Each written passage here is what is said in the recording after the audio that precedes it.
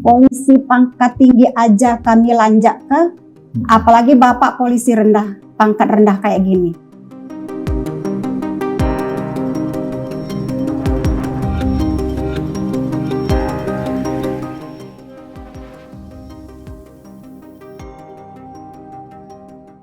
Tribuners, saat ini saya sudah bersama Ibu Des Rumiati.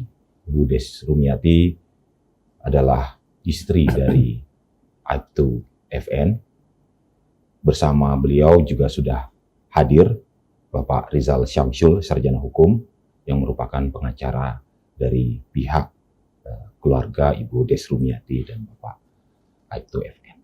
Terima kasih Ibu, Bapak sudah hadir di sini. Ibu, kasus ini memang sungguh menggemparkan, apalagi memang foto dan videonya juga tersebar di media sosial cukup masif, dan di situ memang terlihat jelas bagaimana ibu berjibaku ya untuk berusaha meredam kemarahan sang suami ya saat itu, mungkin sedang murka seperti itu. Hanya saja sebelum kita berbincang-bincang tentang duduk perkaranya, saya ingin tahu dulu sebenarnya apa yang terjadi sebelum itu, Bu. Mungkin apa sih yang kemudian memprovokasi ataupun apa yang dilakukan para debt collector tersebut sehingga betul-betul memancing amarah mungkin dari sang suami. Saat itu Sabtu ya Bu ya? Hari Sabtu. Hari Sabtu. Ya. Sebelum kejadian itu Bapak dan Ibu serta keluarga ada di mana? Awal ceritanya kita sekeluarga ke Mall PS Matahari Palembang. Di sini diceritakan langsung duduk. Bicara ada 3 TKP. TKP awal, TKP pertama itu di dalam Mall PS Matahari, kita didatangi 2 orang laki-laki menghampiri saya dan suami. Terus mereka mendekati kami, mencolek bahu suami. Terus mau salaman sama suami, bilang, "Pak, kenal sama saya? Teman lama, lupa ya?" Suami bilang, "Siapa ya? Mungkin saya lupa." Nah, terus di situ dia bilang, "Saya," katanya, "dari pihak leasing." "Apa urusan?" kata suami bilang kayak itu. "Itu mobil Bapak," katanya, "bermasalah dengan leasing." Ya. Lalu? Ya udah, suami nggak mau ribut di dalam. Kami keluarlah. Sampai di luar kami tetap diikutin sama 2 orang tadi. Sampai ini udah ke TKP yang kedua, udah kita mau masuk mobil bersama anak tadi. Di sana sudah banyak belasan orang ngelilingin mobil kita. Terus suami tidak menghiraukan. Terus kata suami, "Ini mungkin rombongan mereka tadi," bilang kayak gitu. Waktu berjalan untuk melihat. Iya. Di saat itu kita belum terlihat dengan 2 orang yang menghampiri kita di dalam tadi. Gak lama kelamaan datanglah mereka berdua itu bergabung dengan segerombolan belasan orang tadi. Iya. Di sana dia terus menghampiri suami bilang, "Pak, ini mobilnya bermasalah ini." Terus suami tetap tidak terima. Disitulah suami dan semua orang tadi beradu mulut, ribut. Suami saya didorong sama orang itu, ya saling dorong-dorong kayak gitu. Tetap suami saya kalah. 1 orang melawan belasan orang tadi. Ya udah, suami saya ngalah, mungkin dia menyelamati saya dan anaknya tadi. Masuklah kami ke mobil. Semua masuk ke mobil.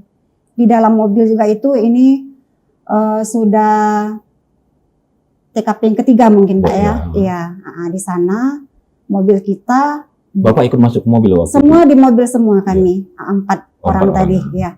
Terus kata suami, "Di belakang ada mobil yang melintang." Aku bilang, "Udah biar aku yang turun. Biar aku bilang sama bapaknya tolong digeser mobilnya, kita mau keluar," kayak gitu. "Udah, Pak, maaf Pak, kita mau keluar, bisa Pak geser?" Nggak dihiraukan sama si bapak yang dalam mobil, yang di belakang mobil kita. Turunlah suami, "Maaf Pak, kami mau keluar Pak." tolong geser mobilnya. Dibuka kaca sama si bapak sebentar, terus tutupi lagi sama si bapak. Udah, aku bilang sama suami, ya udahlah, mungkin yang di depan bisa geser mobilnya. Nah, Oh jadi kiri apa Iya. mundur maju gitu ya? iya, dari itu tuh depan ada mobil, di belakang Belakang ada dilimpan mobil. mobil. Oke. Terus kita naik mobil, di depan mobil tadi ada lagi yang rombongan mereka itu 2 orang menghadang mobil kita, berdiri tepat di depan mobil tadi. Nah, di situ suami klakson, nggak juga mau lari 2 orang tadi. Nah, bergeserlah mobil yang di depan kita tadi, mungkin mau ngasih jalan kita keluar kan. Udah, suami jalan, terus dikejar-kejar sama mereka orang banyak tadi. Nah, pas mau keluar tadi, udah datang lagi mobil yang di belakang tadi menghadangi kita, yang melintang di belakang. Artinya mobil belakang itu memang komplotan. Ya, benar, itu rombongan mereka. Ya udah, kita keluar, mau keluar ke sana tadi, ditabrak lagi sama si mobil putih yang melintangi kita tadi. Di situ suami sangat emosi berat kan, terus anak-anak di dalam mobil udah menjerit semua, menangis, nggak tahu lagi apa-apa kayak gitu kan, udah lepas kontrol. Dia lihat anaknya tadi, turunlah dia dari mobil, turun dari mobil, mengejar mereka sebanyak itu tadi. Terus mereka kocar-kacir nggak tahu kemana-mana tadi. Suami lihat masih ada yang tersisa, belum ada yang lari tadi rombongan mereka. Itulah yang jadi sasaran suami tadi. Ibu, waktu konfrontasi fisik di awal itu ada kata-kata yang kasar atau cacian-cacian keluar dari mulut mereka? Ada, benar. Di sana suami mungkin ya bertambah hilapnya suami, bertambah kalapnya suami. Dia bilang kayak gini, katanya mau ngelawan kayak gitu. Polisi pangkat tinggi aja kami lanjak ke, apalagi bapak polisi rendah, pangkat rendah kayak gini. Sempat itu Sempat keluar itu dibilang sama dari suami. salah satu di antara belasan mereka tadi. Ya, di situ membuat suami bertambah emosinya tadi. Ya. Saat itu belum bawa belum senjata. Iya, kami nggak ada niat apa-apa sebenarnya. Baik. Iya. Berhubung mereka mengepung, ya itu banyak orang tadi. Habis ditabrak tadi memicu bapak keluar, bapak sudah bawa senjata atau masih badan saja saat itu? Badannya saja, nggak ada apa-apa. Nggak ada apa. Iya. Terus mengejar di antara 2 tadi itu. Iya. Awalnya ngejarnya semua orang Semua tadi, orang. udah lari semua nggak tahu kemana-mana kan. Tersisalah 2 orangnya tadi, 2 orang itu. Terus, Jadi, setelah itu ya Ibu suami ya, ikut keluar waktu itu. keluar, bantu si bapak tadi. Maksudnya udah melerai kayak gitu kan, jangan sampai ini tadi. Bantu si bapak tadi. Tetap saja bapak emosinya tinggi. Emosinya tinggi ya. Baik. Itu orang 2 tadi itu yang ada di dalam mall tadi nggak? Yang Nggak ada lagi, nggak kelihatan. nggak kelihatan yang di Iya, dalam mall itu iya. tadi ya. Apa termasuk mereka kejar-kejaran tadi. Ada juga yang melawannya, menantang di situ buat suami kalap. Menurut ibu mereka sudah tahu dari awal bahwa bapak ini anggota polisi? Memang dari awal ketemu, waktu dia bilang kayak kenal kayak gitu, suami ditanya sama mereka, bapak anggota ya? Terus bapak jawab, iya. Dari Polres mana pak? Dari Polres Lubuk Linggau. Udah tahu dari awal mereka datang, tetap saja. Oh, mereka memancing. Baik, kemudian waktu kejadian itu apa Bu kenapa Ibu punya keberanian sebesar itu? Karena kan kalau kita lihat di video yang tersebar, itu Bapak memegang senjata ya waktu itu ya. Kok Ibu nggak takut waktu itu? Nggak tahu lagi mas. Mungkin terlalu aku melindungi suami, mungkin tadi kan. Harapannya Ibu Bapak tidak menembak atau seperti itu ya? Ya kalau harapan tidak menembak sih memang dari awalnya Bapak sudah melakukan tindakan itu tadi. Maksudnya itu yang kedua. Itu yang kedua ya Bu ya? Yang Gimana? waktu yang ada di video itu setelah Bapak menembak ya waktu itu? Sudah menembak udah ya? 1 kali. Sudah 1 kali ya. Itu senjata memang senjata Bapak organik yang dibawa waktu itu? Itu hanya Apa? ini aja Pak? Shotgun kayak gitu. Oh, softgun itu. Oh, itu pantas suaranya seperti itu ya Pak kecil. ya. Iya. Dan tidak sempat meletus itu Enggak. nggak ada peluru yang keluar. Bukan Gas itu artinya basi, nggak ada peluru yang keluar. Baik. Jadi badan tidak ada tembakan di korban. Memang ada tembakan mematuk kan gitu, tapi nggak ada peluru yang keluar itu. Maksud saya di 2 orang yang katanya Nggak terkena ada. tembakan tidak ada. Nggak ada. Nah, kalaupun ada luka di sini itu hasil pukulan shotgun itu ke pelipis itu, bukan karena peluru yang keluar. Peluru nggak keluar. Baik. Jadi kejadian pertama, maaf Pak Rizal, Ibu Iya. Bu Des. Jadi Bapak keluar Ya, mengejar mereka, sudah bawa senjata. Bapak saat itu sudah Iya. bawa sangkur waktu itu. enggak, sangkurnya belum. Sangkurnya belum. Oke, itu sudah langsung menembak. Terus masuk lagi ke dalam ya Bu ya? Ke mobil lagi ya? Iya, masuk ke mobil. Oke. Disitulah kemudian baru Ibu Des menghalangi Bapak tadi itu ya? Iya. Nah setelah kejadian itu kemana Bu? Setelah kejadian itu? Gimana? Setelah kejadian itu, Mm-mm. terus mereka semua lari. Semua keluar. lari. Ah, Ya, enggak ada orang satupun di saat itu. baik. Iya, Terus Ibu kami keluar dari berhasil parkiran keluar. itu. Iya. Ya. Ibu tahu siapa yang merekam kejadian tersebut? Ya kalau dilihat semua mereka itu ya ada yang ngerekam, Pakai HP. ada yang pakai ya semua pakai HP ngerekam apa foto kayak gitu. Hmm. Itu semua mereka. Jadi dugaannya memang itu sebenarnya video yang tersebar di media sosial itu dari pihak mereka Iya. seperti itu. Masalahnya mereka ada yang di sudut sana, ada yang di sudut depan, ada yang di sudut samping, itu semua kayak udah siap kayak gitu. Memang video pertama yang beredar itu adalah video pada saat Bapak dan Ibu ya, Iya. yang Ibu yang menghalangi, yang saat itu sedang menyerang si debt kolektornya Iya. ya. Di hari pertama itu memang kemudian narasi yang tercipta itu yang terbentuk seperti itu Pak Rizal ya. Hari Sabtu Minggu itu memang seperti itu, Hmm. narasinya seperti itu. Nah, kita kan paling tidak punya informasi nih. Contoh, ibu sama anak kan sebenarnya kalau memang sudah terlatih bisa merekam, tapi karena panik kan tidak bisa merekam. Iya. Nah, yang kita lihat, yang kita amati hari Sabtu malam Minggu sampai Senin pagi, yang berkembang itu video polisi memukul, menunjah, menembak penagih hutang. Iya. Sampai ada komen dari masyarakat, kalau nggak mau ditagih hutang, nggak usah berhutang. Nah, itu. Kok orang nagih hutang ditembak? Nah, narasi itu ada. Nah, kita mengamati bahwa peristiwa ini memang suatu skenario yang kita duga memang sudah direncanakan dengan tim yang ada ini. Yang ada tadi. Ya, kita yakin bahwa tim ini profesional menagih dan profesional dengan mekanisme dan aturan mereka sendiri. Ada yang pura-pura kenal, ada yang debat administrasi, mana BPKB, mana SNK, mana nomor rangka, ada yang seperti itu. Hilang lagi yang ini, ada yang muncul maksa-maksa.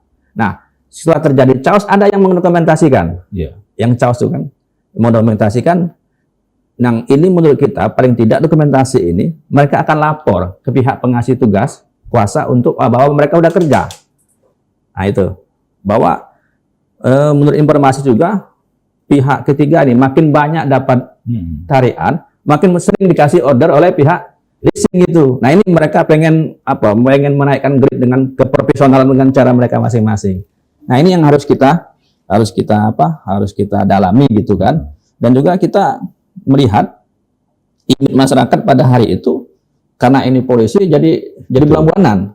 Tapi paling tidak setelah Senin kita memberikan informasi apa adanya, akhirnya masyarakat punya persepsi lain. Apalagi ya persepsinya itu berubah ketika ada video kedua yang menggambarkan itu. Artinya benar apa yang kita lakukan seperti itu benar, didukung oleh video. Nah, itu video itu juga bukan dari kita, ya. dari masyarakat.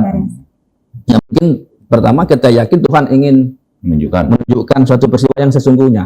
Yang kedua, kita meyakinkan Pak FN bahwa Anda ini sebagai martir, Anda ini sebagai pejuang. Jangan malu dengan peristiwa ini. Anda sebagai martir, banyak dukungan. Akhirnya di YouTube muncul semua peristiwa-peristiwa seperti itu. Yang memang tidak ada perlawanan gitu kan. Nah, masalah dia yang melakukan tindakan itu hormat. Artinya faktor psikologi yang membuat dia seperti itu. Malam itu waktu video itu tersebar, Ibu sudah langsung tahu. Waktu video kan hari Sabtu kejadian sore, siang sore itu malamnya kan langsung tersebar Pak Rizal itu. Malamnya sore udah rame. Iya. Itu udah langsung tahu Ibu waktu itu. Udah tahu. Sudah tahu bahwa itu korbannya di rumah sakit, foto-fotonya kan ada waktu itu. Iya. Itu sudah langsung tahu. Udah. Nah, waktu itu bagaimana Bu kemudian yang dilakukan pihak Ibu? Ya itu kebenaran mungkin saya sendiri yang tahu, mungkin waktu itu kan saya sendiri, nggak ada, belum ada keluarga, Belum ada keluarga. belum ada, waktu itu. ya jadinya ya gitu. Ngingetin udah kejadian yang baru dialami, cuma kayak gitu ya. Berkumpul, membahas dengan keluarga, meminta pendapat itu mulai dilakukan kapan? Sabtu Udah mulai malamnya, malamnya iya, ya. keluarga udah pada datang. Setelah itu viral Iya, seperti itu iya. ya. Baik. Pak Rizal yang kemudian belakangan kemudian jadi tim kuasa hukumnya ya Pak ya, tim pengacaranya. Kami dengar juga melaporkan balik ya para debt collector ya. Itu ini laporannya seperti apa Pak? Laporan yang kita lakukan itu ada 3 pasal yang kita laporkan. 365 pencurian dengan kekerasan, udah itu pasal 385 pemerasan, udah itu 170 pengeroyokan gitu oleh debt collector. Kenapa kita melaporkan itu? Pertama, kita belum tahu secara pasti bahwa apakah mereka debt collector atau perampok atau pihak-pihak lain. Nanti pihak penyidik yang menentukan apakah ini memang benar debt collector yang ditunjuk melalui surat tugas gitu kan.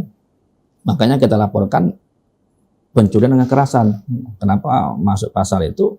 Karena mobil sempat dikuasai oleh pihak debt collector, sempat dikuasai. Ketika ibu sama bapak turun ya, mobil dikuasai oleh rombongan itu. Masuk ke mobil. Iya, Dan mobil kunci sempat kunci mobil di mereka dan sempat dikuasai, ditarik. Dan posisi anak yang ada di dalam mobil, posisi anak dalam mobil itu yang membuat ketakutan, menangis gitu. Teriak di dalam mobil. Karena dia cabut kunci mobil, dia bilang sama anak jangan turun, terus sempat mobil dipinggirkan sama mereka. Karena posisi mobil itu kan di tengah-tengah parkiran pas waktu kejadian. Sempat dipinggirkan sama mereka. Kunci mobil tetap sama mereka. Anak-anak ini jadi kondisinya histeris betul. Iya benar. Anak-anak berteriak, menangis sampai sekarang. Ya, kalau teringat kejadian pasti nangis. Sementara ibu waktu itu betul.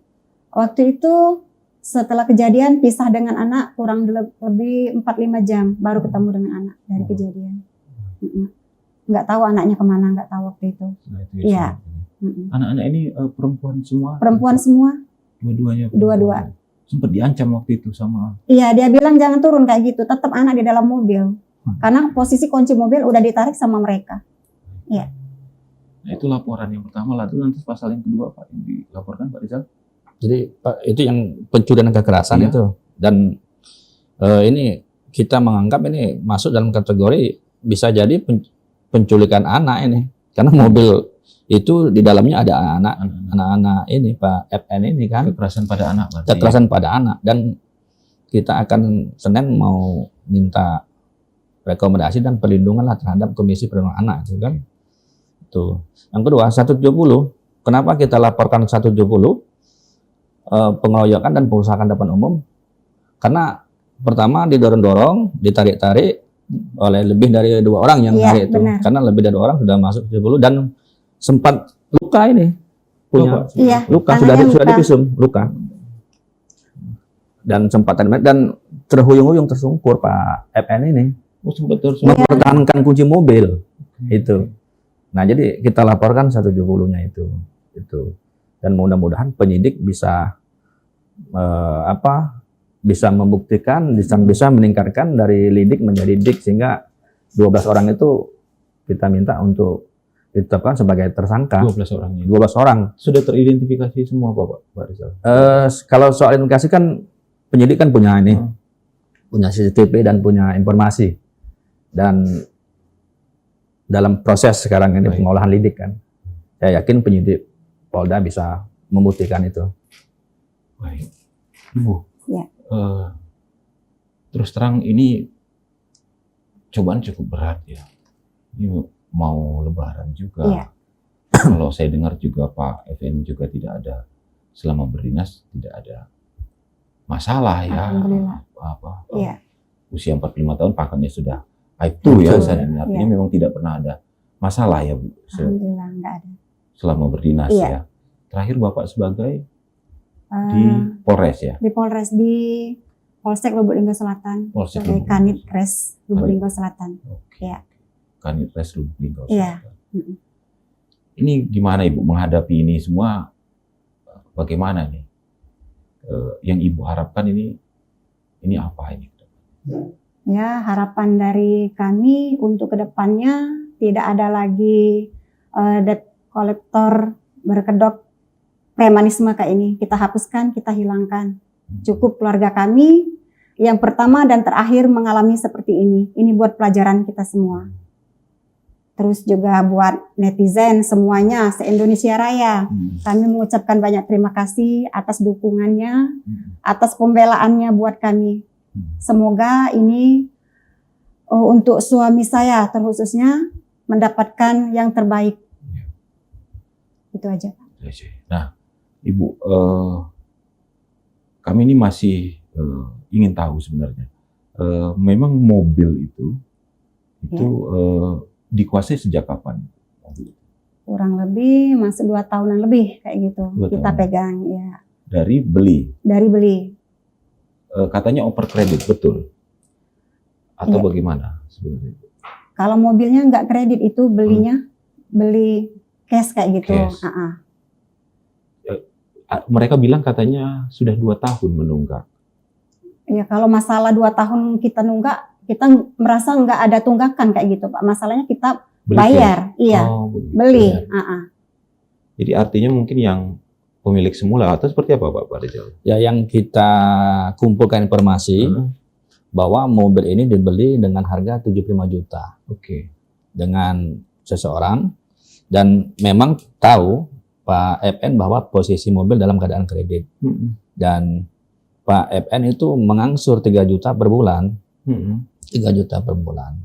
Nah, jadi sekarang kan ada ikatan hukum perdata antara Pak FN sama yang punya mobil ini. Ngangsurnya Pak FN membayar langsung atau ke yang punya mobil, Pak? Dengan yang punya mobil, dan diyakini bahwa mobil ini mobil yang punya status hukum yang jelas. Dan semalam BPKB-nya ada mobil ini. Ada di Leasing ada. Di leasing ada. Artinya memang benar proses ini proses yang memang tidak melanggar aturan administrasi ke leasingan gitu kan. Masalah nanti antara yang menjual sama leasing ini kan urusan lain. Gitu. Jadi sudah ada ikatan perdata antara penjual sama Pak FN. Itu yang kita yakin itu. Baik. Artinya ini fokus pada perkara yang kemudian terjadi setelah ini ya. Ibu, anak-anak jadi sekarang di Linggau. Ada di rumah di sini. Oh, di masih. sini. Belum bisa diajak kemana-mana karena anaknya yaitu kapan ingat nangis, kapan teringat nangis kayak gitu. Jadi belum bisa bergeser kayaknya dari sini tuh. Tapi, Untuk menenangkan. artinya memang anak-anak ini udah tahu bahwa saat ini perkara hukumnya berlanjut. Iya. Ayah saat ini diproses di kesatuannya seperti itu tahu iya, ya, Bu, ya? Sudah tahu. Bagaimana Ibu kemudian menjelaskan mungkin ada konsekuensi terburuk apa segala macam? Anak-anak udah Ya kasih nasihat terus biar dia tetap semangat kayak gitu. Pak Rizal, ketahuan nggak ini kelompok mana ini? Debt collector rombongan? Kalau kan di Palembang ini kan banyak PT-PT yang bekerja sama dengan pihak leasing kan. Iya. Dan PT ini kan punya standar, punya sertifikasi dari OJK. Dan juga PT-PT ini sebagian besar memang mendapatkan order dari leasing-leasing yang ada di Palembang. Nah, untuk perkara ini, menurut informasi ini, tapi belum kita dalami bahwa mobil ini kan leasingnya di Adira Jakarta. Ya karena mungkin ada Adira di Palembang, jadi dikuasakan di sini, dan juga dari sini mungkin dikuasakan ke pihak ketiga. Nah itu. Jadi sudah ya. Memang biasanya ada PT-PT penagihnya begitu ada, ya Pak ya. Nah, dan itu dilegalkan oleh OJK. Dilegalkan. Jadi mereka ini ini legal nggak Pak? Soal legalisasi kita belum tahu nih. Nanti karena data dan administrasinya belum kita dapatkan. Tapi paling tidak nanti penyidik itu bisa mencari informasi itu. Kalau memang tidak ada data administrasi yang seperti yang kita umumnya, nah ini murni perampokan ini, murni perampokan. Makanya tadi kenapa dilaporkan dengan 365. 365. Iya. Kalaupun juga mereka ada administrasi lengkap, tapi paling tidak kan Undang-Undang Fidusia tahun 42 nomor 42 tahun 99 itu tidak yang sudah